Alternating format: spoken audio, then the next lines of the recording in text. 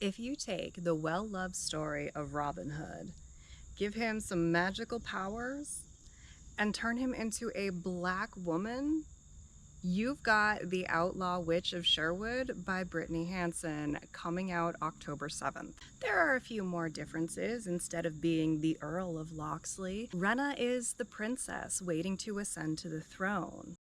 But before she can take her place as the queen, she's going to need to prove beyond all doubt her connection to the goddess that they worship. And this is a goddess who demands frequent sacrifices of blood.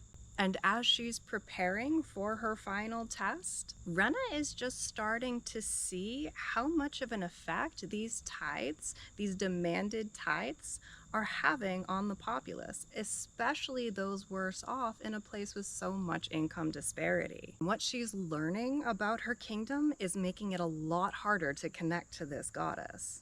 This book is jam-packed with elements to make an absolutely amazing story. I, for one, have long loved many different versions of Robin Hood, whether that's the original novel from a couple centuries ago, or whether that's an animated Fox, or, Men in Tights.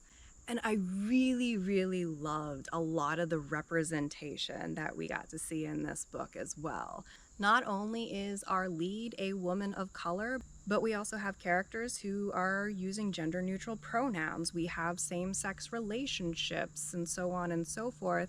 And nobody bats an eye at any of this in this fictional world. It's brought up completely without shame, and then we move on. Nobody's dwelling on it. I also really appreciated seeing the use of sign language, not only among deaf and non-speaking characters in this, but also some characters just didn't feel like speaking at certain points, or it was more convenient to communicate non-verbally.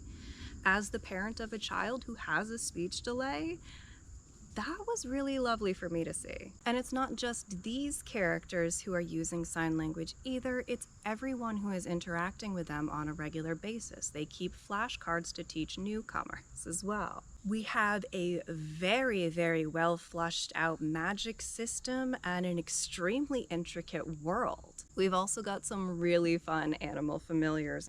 Unfortunately, there were some execution issues that almost ruined this book for me.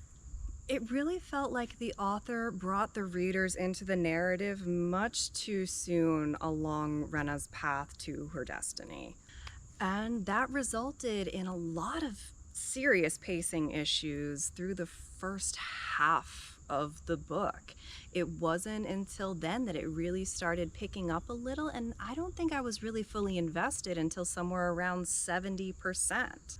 Towards the very end, it absolutely picked up the pace, and I really did have those emotional connections to the characters that I was seeking, but it took really a long time to get there. And honestly, the only reason that I continued to push through to the part that I genuinely enjoyed as much as I expected was because I had spoken to other ARC readers who had already finished the book, and they assured me that the pace was going to pick up and that I was going to fall in love with the story by the end. Since this is a duology, I fully expect the second book to carry on much in the same vein as the final third of the first book. If it does, I will absolutely be recommending the duology as a whole. It is very enjoyable once it gets to that faster paced bit.